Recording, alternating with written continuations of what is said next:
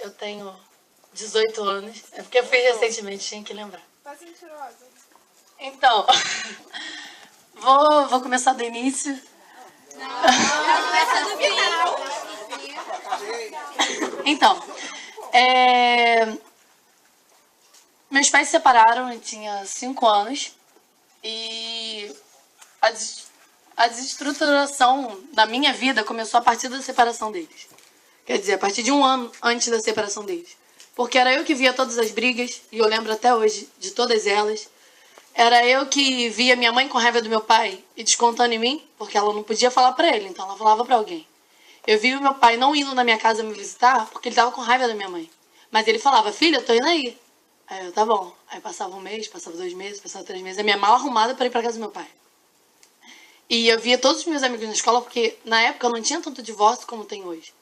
Então eu via todos os meus amigos da escola com os pais dele, brincando e tal, e eu não tinha o meu pai.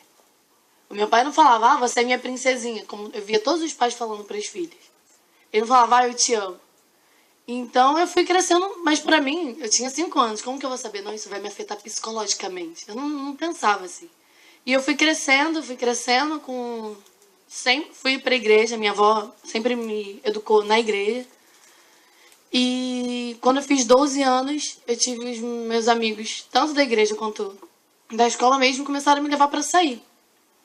Só que eu sempre fui, não, beber é errado, não sei, isso, sei lá, é errado e tal. Só que com o tempo eu comecei a fazer pra deixar... Ah, minha mãe fez isso comigo, então só pra deixar ela com raiva eu vou beber. Só que ela não sabia. Eu não sabia, eu achava que eu tava afetando a minha mãe. Não, ela falou que isso era errado, então eu vou fazer. E comecei a beber e eu ficava com raiva de mim porque eu fiz aquilo, eu sabia que era errado, porque eu fui educada na igreja que era errado. Aí passou um tempo, passou mais 2 anos e eu descobri que eu era mais gorda do que eu imaginava. Eu via as minhas amigas todas bonitinhas, as mães delas levavam ela pra ir pro shopping, levavam pra umas coisas, mas a minha mãe não podia fazer isso. Meu pai não estava em casa, dentro de casa pra ajudar minha mãe com as contas. Ela teve que ir pro hospital, que ela é enfermeira, e trabalhar muito. Então minha mãe não tinha tempo de sair pra comprar roupa comigo, sair pra me enfeitar e tal. Eu, caraca, minha mãe não gosta de mim, então deve ser porque eu sou gorda. E eu comecei a botar tudo, eu sou gorda e eu tenho que mudar, e eu comecei a vomitar. Qualquer coisinha que eu comia, eu ia lá, eu vomitava e tal. Com o tempo, isso começou a afetar tudo. Não só, eu não me sentia mais tão gorda, mas eu tô muito feliz, eu vou vomitar. Eu tô muito triste, eu vou vomitar. Eu tô nervosa, ansiosa, eu vou vomitar. Até hoje eu tenho enjoo e eu forço pra eu não vomitar, porque eu não quero vomitar espontâneo, eu vou forçar. Eu vou colocar o dedo, eu vou colocar a escova de dente, eu vou fazer o que for. E ninguém nunca reparava, isso me deixava com muita raiva. Porque eu fazia pra aparecer e ninguém via isso. Eu ia pra igreja, eu ia pra festas, via os meus amigos. E as únicas pessoas que me via chorando, você tá chorando? Você é líder de um monte de coisa na igreja, você sempre foi de diretoria, você tá sofrendo, você não pode sofrer, você tá lá em cima. Isso tá errado. Como assim tá errado? E os meus amigos da escola eram dramáticos e tal, não sei o quê. Ah, é por causa do teatro, ele é assim e tal. E com o tempo, eu vi umas amigas minhas se cortando e eu, isso deve ser legal também. Aí comecei a me cortar. Cara, pra se cortar, a criatividade é enorme. Você usa desde de tampa de guaravita até coisinha de lâmina de apontador. Recentemente eu vi uma garota que escondia lâmina na capa do celular, cara. Porque a capa do celular é muito difícil de abrir, ela escondia ali dentro. Então, assim, vale a criatividade. E eu comecei a fazer isso porque eu senti uma dor muito grande. Era uma dor que ninguém podia eliminar. Eu via os meus pais, até hoje, o meu pai não aparece, ele não quer saber, ele não quer fazer o papel de pai dele. E eu ficava com muita raiva. Então eu vou me cortar. É como que, tipo, eu tenho uma dor muito grande dentro de mim. E eu não tenho como tirar ela. Todo mundo aqui já ficou triste, quis tirar a dor e não sabe como fazer. Quando eu corto o meu pulso, ou a minha perna, ou qualquer outra coisa que seja, eu tô transferindo a dor que eu tenho dentro de mim para aquilo. Enquanto estiver doendo ali, eu sei que ali tá doendo. Só que passa um tempo, você não sente mais dor. Começa, tá, eu tô me cortando. Começa a ser costume. Você não sente mais dor nenhuma. E aí começa a piorar a situação. Tem muitas meninas que falam, eu não vou falar porque as pessoas vão achar que eu tô pedindo ajuda e tal. Realmente é um pedido de ajuda. Se eu quisesse me matar, eu já teria me matado. Há muito tempo. Eu tomava remédio para dormir, eu ficava um dia inteiro apagada e ninguém percebia. Eu ficava chamando a atenção. Até que um dia, uma missionária que me acompanhava já desde os 12 anos e tal, e eu tive a oportunidade de conhecer ela pessoalmente, que há um tempo, uma semana com ela, e ela foi falando sobre perdão. Ela, você precisa perdoar os seus pais. Você precisa perdoar os seus pais. E há 5 anos ela falava isso pra mim, eu nunca vou fazer isso. A culpa de tudo isso que eu passei até hoje é a culpa deles. Eu não vou perdoar os meus pais. Ela, você precisa perdoar os seus pais. E há 1 ano atrás eu encontrei com ela e ela falou, tá bom, você não quer perdoar, vou fazer diferente, agora você vai e pede perdão. Aí eu, piorou. A culpa é deles, eu vou pedir perdão como? E fui, eu tava em Minas, fui até o Rio de Janeiro chorando, eu não vou pedir perdão, eu não vou pedir perdão. Cheguei em casa, mãe, eu quero falar com você. Ela começou a brigar comigo. Eu, tá bom, então não quero mais também não. Eu fui pra casa, fui pro curso, quando eu voltei, eu, Deus, olha só, é hoje. Se é que você existe, você deixa eu falar com ela e faz o que você achar melhor. Se você existe, hoje eu acabo com isso. Ou eu morro de vez, ou eu morro da vida medíocre, que eu não aguento mais ver, assim. Não aguento mais vomitar, não aguento mais tomar remédio. Eu fico tonto, eu tô passando mal, tô com gastrite. Não dá mais. Cheguei em casa, mãe, eu quero falar com você. Ela olhou pra mim e fala. E eu comecei a chorar, não conseguia falar nada. Ela perguntou se eu tinha sido estuprada, ela perguntou se eu tava grávida. Eu, mãe, calma, eu sou até virgem, sabia? Eu fiquei muito nervosa e eu comecei a falar tudo que eu tava fazendo e pedir perdão. Só que até então eu achava que eu tava pedindo perdão, mas eu era santinha. Eu tô pedindo perdão, mas a culpa é sua, assim. E ela começou a falar um monte de coisa. Eu, cara, eu não sou tão certa assim. Eu já fiz muitas coisas, eu não tava do lado da minha mãe. Olha quantas coisas eu já vi o meu pai fazer com a minha mãe e esse tempo todo eu tava do lado dele. Ele falava pra mim várias coisas, pressão psicológica, da separação deles e tal, pra minha mãe não botar ele na justiça. E eu ficava contra ela. E ali eu pedi perdão a ela. Depois a missionária me ligou, não, você tem que pedir perdão ao seu pai. Eu nunca vou conseguir fazer isso. E foi. E por fim eu liguei pro meu pai e falei, pai, vem aqui em casa. Só que eu sabia que ele não ia aparecer, ele nunca aparece. Ele foi na mesma hora. Eu não acredito. Meu pai, eu tô aqui porque eu quero te pedir perdão. Quero te pedir perdão. Ele, por quê? É porque eu tenho ódio de você. Eu sempre falava que eu tinha inveja das minhas amigas que não tinham pai. Porque eu não sei, pra mim não vai fazer... É melhor saber que você tá morto do que saber que você tá vivo e que você não quer saber de mim. Eu já peguei, pai, todo mundo. Eu namorei com 6 garotas. Um deles era traficante, você sabia? Só que você nunca ligou, mas eles falavam que me amavam, você nunca disse isso. E eu falei tudo isso pro meu pai e falei das raivas que eu tinha dele, das besteiras que ele tinha feito. E ele me perdoou, falou umas outras coisas lá e a gente se abraçou. E assim, os meus pais, eles tentam mudar, mas eles não mudaram completamente. Eu não faço mais porque eu mudei. Eu mudei a minha forma de ver a situação. Eu não tinha como mudar os meus pais, eu não tenho como fazer isso. Mas eu tenho como mudar a minha forma de olhar a situação. E foi isso que deixou curada e... Nossa, é isso. Glória a Deus.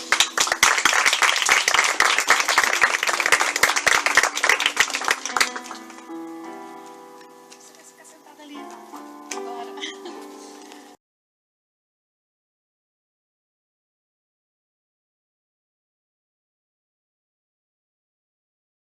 Pode confirmar. A pessoa não está querendo se matar, está querendo se punir.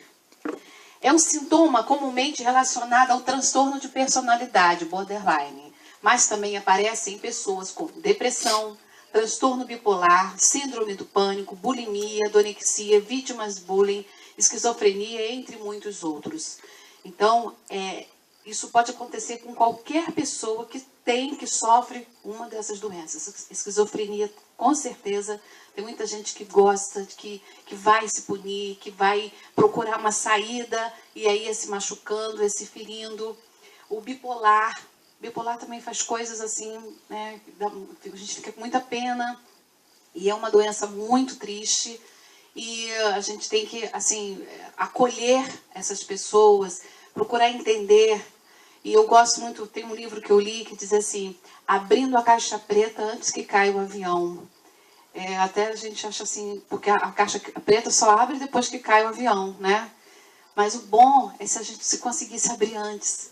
E em casos como esses, que vêm dessas doenças, desses sintomas, a gente precisa abrir a caixa preta. A gente precisa entender o que está acontecendo, por que dessa doença, por que desses sintomas, por que desse tipo de comportamento. Tá? Então lembre-se disso. Vamos, enquanto líderes, pensar, vamos abrir a caixa preta antes que caia o avião. Né? Ok. Então, as diferentes formas de automutilação. Aí tá vendo aí, ó.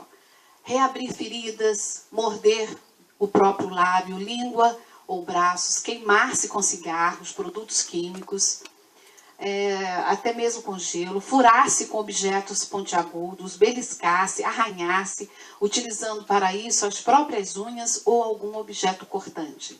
Então, são algumas formas de automutilação. O que leva alguém a cortar a própria pele? Foi feita uma pergunta para um jovem: por que você se corta? Ele respondeu: eu não sei. Sinto uma coisa dentro de mim e para ela sair eu preciso me cortar. Não é isso? É algo que sente dentro, que está lá dentro e não sabe como, porque não consegue falar, não consegue entender. Então eu vou me punir para ver se eu consigo transferir o que eu estou sentindo para um outro lugar, para uma outra parte do meu corpo, para eu esquecer por um tempo, né, a dor grande que eu estou sentindo. De maneira geral, o automutilador sente grande dificuldade em expor seus sentimentos, seja falando, chorando ou de qualquer forma. Assim sendo, cortar-se exprime melhor o que eles sentem. Então, é essa dificuldade que ela estava falando para a gente. Né? A quem falar? Né? Com quem que eu vou me expressar?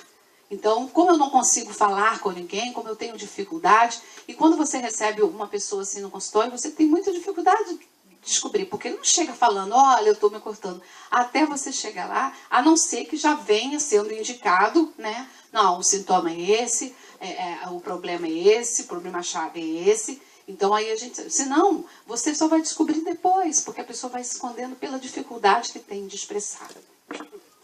A automutilação, além de ser um ato humano, é também uma tentativa de se comunicar.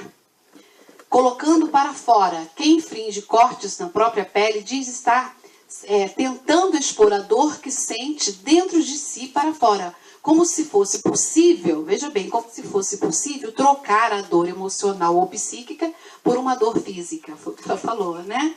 Eu vou tirar o que está de dentro para o meu corpo, para a minha pele, para transferir essa dor.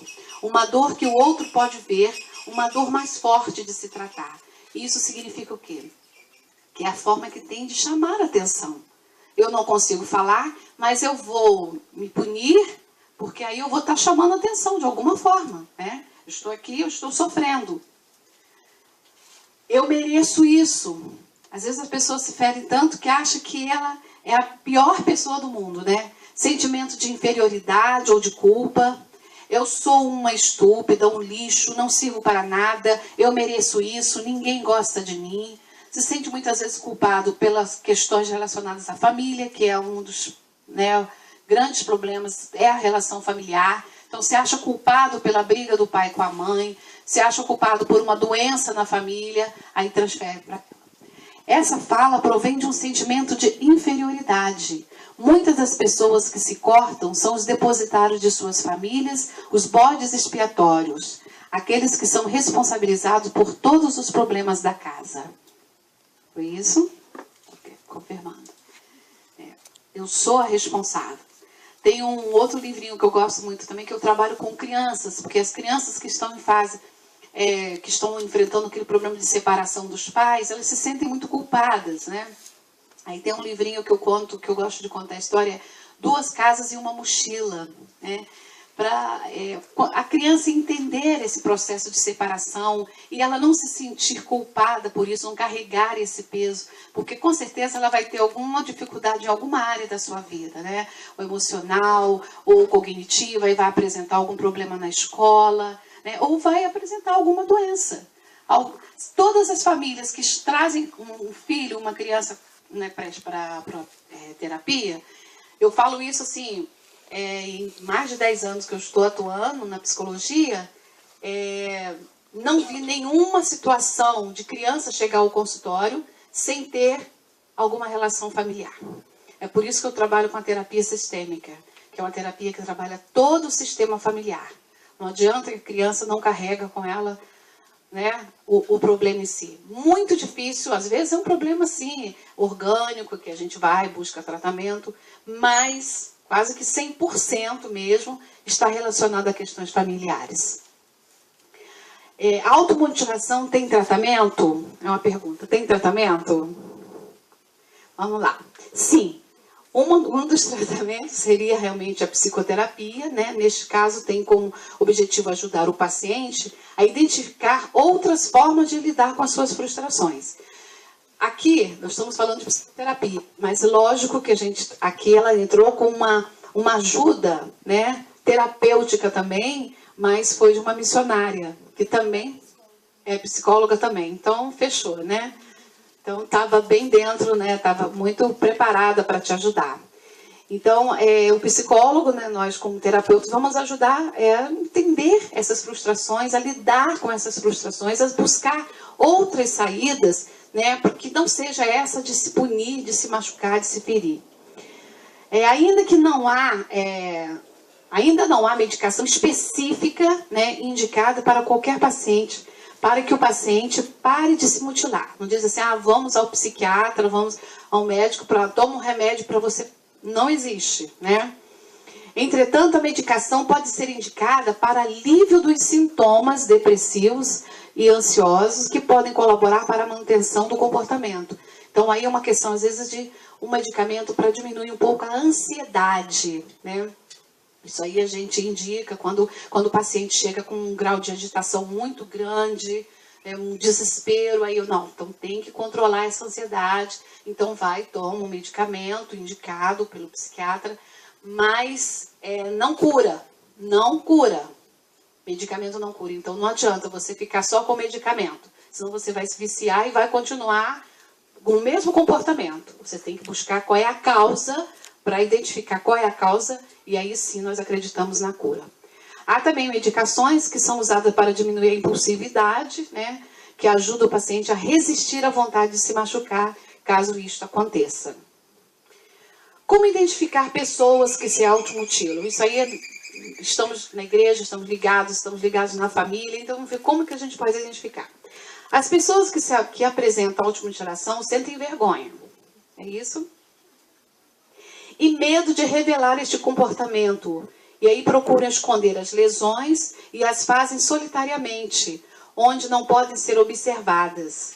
Elas reconhecem que este comportamento não é bem aceito pelas pessoas. Dessa forma, você poderá desconfiar que alguém apresente automutilação quando essa pessoa... Aí vamos colocar ali algumas coisas.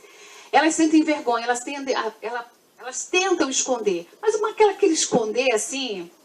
doida para que alguém veja, né? Que alguém perceba, só porque tem que entender isso, ela tem muita dificuldade para falar, né? Então ela faz isso, ela quer que alguém perceba, mas ao mesmo tempo tem essa vergonha, esse medo, né, de se expor, achando que ela é a pessoa responsável por o que está acontecendo. Então nós vamos observar as pessoas quando costumam usar roupas de mangas longas, mesmo no verão. Em altas temperaturas, as pessoas usam roupa para cobrir, né, as partes cortadas. Apresentam várias cicatrizes ou lesões repetidas em dificuldades para explicá-las. O que é isso? Nossa, você está cortado, o que houve? E a pessoa não tem muita explicação para dar, né, porque está ali escondendo. Isola-se evitando situações onde seu corpo pode ser exposto, como praia, piscina. Né, então, evita usar essas coisas. Pode falar. Cadê o microfone? Enche de pulseira, o que eu mais vejo é isso, que enche de pulseira, enche de cordão e você não consegue enxergar nada. E, assim, tem gente que bota o casaco, bota um monte de pulseira até aqui, assim. E... Esse maior calorão, eu já vi uma vez, eu estava num retiro e uma menina, eu era jovem, e aí na retiro a menina não tirava aquela gola alta por nada. E aí depois a gente descobriu que ela tinha alguns cortes no pescoço. E uma vez também chegou no consultório, a menina fazia tatuagem. Ela cortava naquele lugar, ela tentava fazer tatuagem, desenhava. Assim. Eu vi uma menina que cortava aqui embaixo do peito. Ninguém via. Bem escondido. Bem escondido. mas ao mesmo tempo uma coisa berrante, né? Para ser um dia percebido, notado. Isola-se, já falei. Vale lembrar que essas pessoas podem apresentar sintomas depressivos e de fobia social associados, né? Então evita e vai ficar no meio das pessoas, convive com outras pessoas, até mesmo para tentar se esconder aquilo que ela está vivendo. Quais os riscos dessa automutilação? Vamos ver os riscos que você, né? Você sabia que você tinha risco, né? Quando uma pessoa se corta, está sujeita a uma série de infecções, né, e doenças transmissíveis pelo ar. O contato com a lâmina pode acelerar o processo de contaminação. Sem falar no pior dos riscos, a própria morte, né? Pois o machucado mais profundo pode atingir um vaso sanguíneo importante, comprometendo assim os seus movimentos e até mesmo matar essa pessoa. Então, é uma coisa assim de risco, né? Não é aquele cortezinho leve, é um cortezinho, mas com grande possibilidade até de ser uma coisa mais grave, de atingir um vaso e causar a morte para essa pessoa. Com você, nada grave, né? Graças a Deus. Bom, agora, nós precisamos entender o seguinte, quando nós estivermos conversando com essas pessoas, assim como a missionária fez, né, te ajudando, é o seguinte, o seu corpo é propriedade de Deus, né? E criou Deus o homem à sua imagem, a imagem de Deus o criou, homem e mulher os criou. Ao invés de usar o corpo como entorpecente para aliviar a dor, precisamos aprender que o corpo é propriedade de Deus. Tá? Mas às vezes até para chegar a isso não é muito fácil, né? Nós temos que estar assim, preparados e a questão com ela foi voltar à família, voltar aquelas questões que ela trazia que estavam assim tão pesadas para ela. Um outro livro também que eu vou indicar para vocês que querem trabalhar, que tem situações assim na igreja que vocês conheçam, é Paternidade Bem Resolvida, pastor Fabiano, não lembro o sobrenome dele agora, é pastor Fabiano, Paternidade Bem Resolvida. Ele conta a história dele, ele conta a história de abuso, mas ele relata várias questões de doenças também, e dentro tem até um testemunho também de uma jovem muito parecida com o seu, que ela teve que voltar a pedir perdão aos pais, e foi muito difícil para ela, e ela conseguiu, e quando consegue, é uma libertação, gente. A pessoa consegue, assim, tirar aquele peso de dentro da pessoa, mas isso não é fácil, não é fácil, por isso que precisam de ajuda. Tá? Até para entender que Deus ama essa pessoa, que a pessoa assim, é especial para Deus e que Deus criou a imagem e semelhança porque é para você valorizar o seu corpo e não se ferir, não se machucar. Qualquer doença, gente. Eu já falei uma vez pregando na minha igreja que a maioria das pessoas que estão em hospitais, que estão com doenças, com certeza tem alguma questão emocional envolvida. Porque as doenças emocionais somatizam, né? Com alguma fragilidade física, aí aparece a doença. E pessoas que ficam doentes, há um tempão, e não sabem, aí fica tomando remédio, faz cirurgia, faz aquilo, mas não entendem que está ligada ao emocional com questões que precisam, né, ser aliviadas, principalmente ligadas ao perdão ou à necessidade de ser perdoado também, né? E quando carrega esse peso, aí a pessoa fica com dificuldade para lidar com o outro, de lidar com dentro da sociedade e lidar com a sua própria família. O seu corpo, ainda com o tema, né? O seu corpo é propriedade de Deus. Ou não sabeis que o vosso corpo é o templo do Espírito Santo que habita em vós, proveniente de Deus, e que não sois de vós mesmos? Porque fostes comprados por um bom preço. Glorificai, pois, a Deus no vosso corpo e no vosso espírito, os quais pertencem a Deus. Então, seu corpo pertence a Deus, então você não vai fazer nada com o seu corpo que venha te prejudicar. Porque não é isso que Deus quer. Nós temos que tratar o nosso corpo da melhor forma possível. E quando alguém vem com você, que você percebe uma situação dessa, então vamos conhecer a realidade, vamos conhecer a história que aquela pessoa está trazendo. E vamos falar para ela, vamos levar para ela o quanto ela é importante para Deus. Que a Deus a fez, a criou da melhor forma possível. É necessário que as pessoas adquiram o entendimento de que o corpo serve como um templo do Espírito Santo e, portanto, não deve ser abusado nem usado para propósitos ritualísticos. Ao contrário, o corpo deve ser usado o corpo deve ser usado para glorificar a Deus. Quando você descobriu isso, como é que você se sentiu? Quando eu descobri que meu corpo deve ser usado para glorificar Deus. Quando você descobriu que você não precisava fazer mais isso para você vencer os problemas. Muito leve. Porque logo depois de ter resolvido essas questões, eu entrei para escolher agir e saber que eu não precisava mais cortar para ficar feliz, para ser preenchido. Na verdade, isso nem preenche. Então, nossa. E você está servindo ao Senhor, né? Exatamente. Então, o que ela está fazendo com o corpo dela? Ela está glorificando a Deus, ela está servindo ao Senhor. E é para isso que nós estamos aqui. Nosso corpo deve ser usado, então, para glorificar a Deus. Então, vidas que se colocam, né, no altar de Deus com o seu corpo, com a sua vida, né, não se automutilando, não se fechando nas doenças, porque se você tem alguma dificuldade, qualquer que seja, não fique no seu mundinho fechado, peça ajuda. Aí eu vou dar o meu cartão daqui a pouco. Não estou falando mais só disso, não. Veja se tem alguém, não é? Também você não vai sair espalhando para todo mundo, né? Mas você vai procurar pessoas certas, ou na sua igreja, um líder, ou alguém de confiança. Vai abrir o seu coração. Se você está percebendo também que tem alguém lá no cantinho, que a pessoa, né, parece que não fala com ninguém, aquela pessoa também precisa ser adotada, precisamos descobrir o que está acontecendo. Né? Porque às vezes nós ignoramos, aquela pessoa não socializa, não vem, não participa, mas por que não? Alguma coisa não está certa, alguma coisa está precisando acontecer. Tem um jovem que me procurou um dia também, um consultório, ele me procurou assim, na verdade ele não queria terapia, ele marcou o dia comigo, foi lá e falou, olha, eu vim aqui, na verdade eu não preciso muito de ajuda não, né?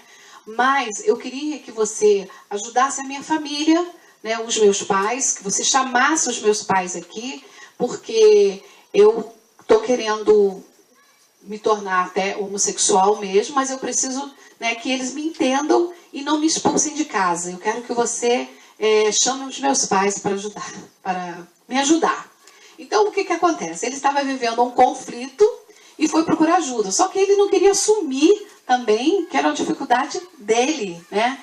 Que a gente tinha que trabalhar a família, mas que ele também estava no conflito. Porque a partir do momento que ele estava precisando de uma autorização dos pais, é porque ele também estava vivendo aquele conflito.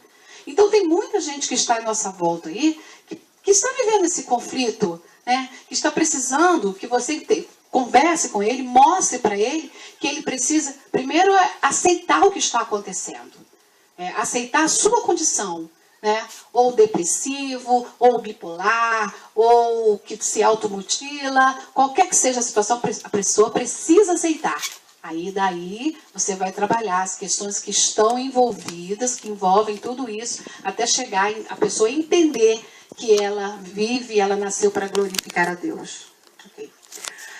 Em essência, a automutilação torna-se alternativa que rouba, veja bem, a automutilação, como qualquer outro tipo de punição, rouba o lugar de Deus na busca de uma fonte de esperança e conforto em meio a um sofrimento imenso. Pois mudaram a verdade de Deus em mentira e honraram e serviram mais a criatura do que o Criador, que é bendito eterno. Bota outra figura, Luiz. Porque, na verdade, ele foi o único que se sacrificou, que se entregou, ele mesmo, né, que fez isso em nosso lugar. Ele mesmo levou em seu corpo os nossos pecados sobre o madeiro, a fim de que morrêssemos para os pecados e vivêssemos para a justiça. Por suas feridas, vocês foram curados, em nome de Jesus. Tá? Então, ele é o único que pode se automutilar, que pôde fazer isso, que aceitou essa condição, porque ele tinha um objetivo muito grande, a salvação das nossas almas. É último. E aí no final, eu sou livre.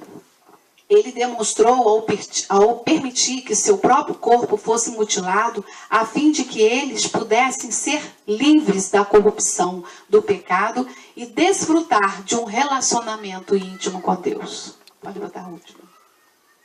Eu sou livre com Jesus. Amém? Não sei se existe assim, alguma pergunta. Essa foi um momento mais informativo mesmo, né, do que essa doença e de muitas outras. Não sei se vocês gostariam de fazer alguma pergunta para ela ou para mim, ou alguma experiência que vocês pudessem contar e acrescentar. Doutora Jo, a gente que trabalha essa questão com adolescentes e crianças, principalmente no conselho, você acaba ver muitas coisas, né? Tem um adolescente que todas as vezes em que ela deve ter seus 15 anos, e todas as vezes que a mãe diz para ela não, ou quando ela é contrariada por alguma coisa, ela tenta o suicídio. E assim, às vezes para a pista, para poder entrar debaixo de um carro e sai correndo, chama a atenção por alguma coisa. Isso aí entra também nessa questão da automutilação? Ou de querer, por exemplo, de sair. Eu não sei se entra, porque a depressão, essa questão de, às vezes, ela não, quando vai falar, ela não leva muitas coisas a sério, né, e tal, sempre sorrindo, como se tivesse, né, muito inteirada, mas na verdade não existe nada daquilo. Né? Eu não sei se isso também faz parte. Silvana, mais uma vez eu vou dizer para você o seguinte, esse comportamento dela diz respeito a alguma questão que ela vivencia. Ou ela observa o comportamento dos pais, como é que é essa questão do não, do poder, do pode, não pode, né? Como que foi colocado isso para ela. Com certeza é uma ligação com os pais, com a família. Não pode ser, simplesmente o filho ouviu um não e sai fazendo rebeldia. Não. Porque eu acho que os pais têm que ter essa autoridade. Não autoritarismo, mas essa autoridade sobre os filhos. Se o filho não quer obedecer, ou já que ele não quer que eu faça, eu vou fazer, então tem alguma coisa errada nessa criação. E não começou de agora, isso já vem com certeza lá de trás, né? Então, muitas vezes, os pais que falam o que eu digo, mas não falo o que eu faço, isso não existe. Você tem que falar e tem que fazer. Você tem que ser o exemplo, né? Se o filho está percebendo que o pai não está sendo esse exemplo, que moral que você vai me pedir isso, vai me proibir de fazer. Ok? Então, até tem um jovem que falou que ele bebia muito, né? E a mãe dele ficou muito revoltada um dia e brigou e disse que ele ia sair de casa, tirar ele de casa. E aí ele falou, eu posso fazer isso, mas por que tal a gente fazer isso juntos, né? Porque, na verdade, os pais também bebiam, né? Então ele via os pais bebendo a vida toda. Diziam que bebia socialmente. E socialmente me irrita, que não existe isso. Ou você bebe ou você não bebe. Tá?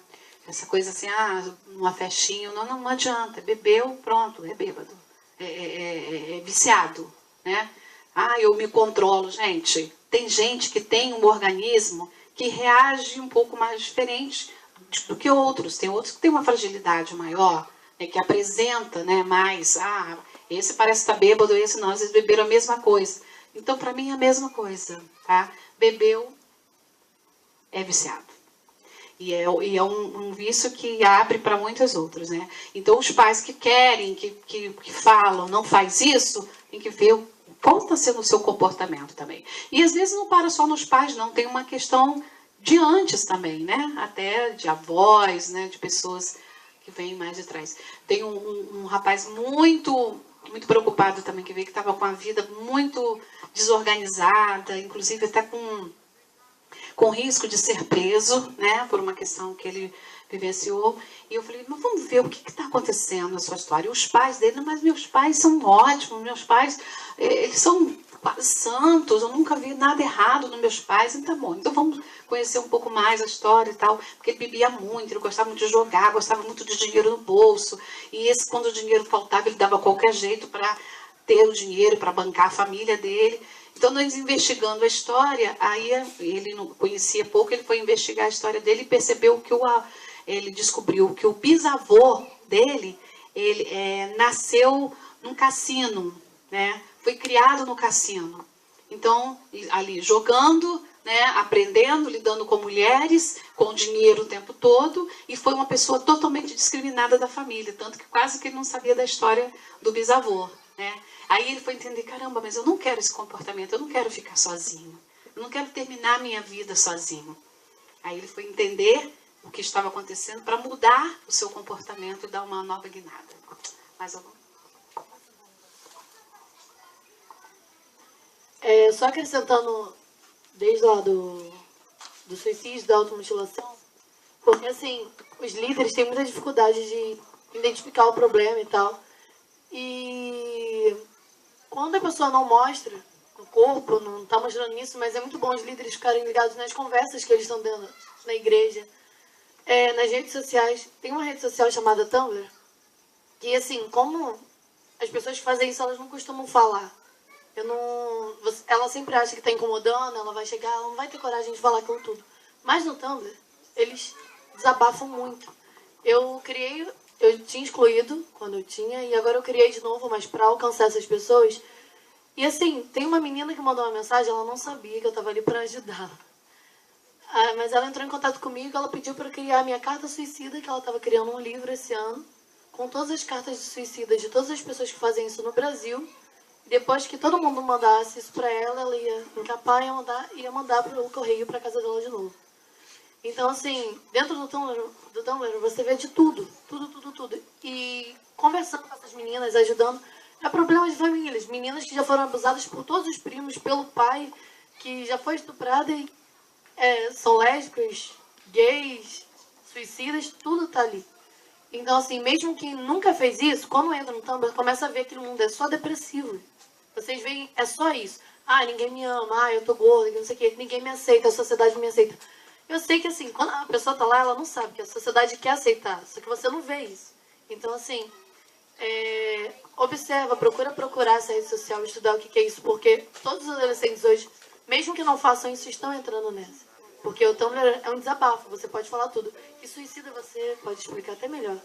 Que ele tem essa de querer escrever, de criar um blog, tem essas atitudes. Deixar escrito, deixar registrado. Isso. Até para, de repente, Eu não sei o passar- porquê, mas... Não, mas até para deixar alguém culpado. Uhum. Para deixar alguém com Deus na consciência. Nossa, né? Elas fazem cartas suicidas e divulgam.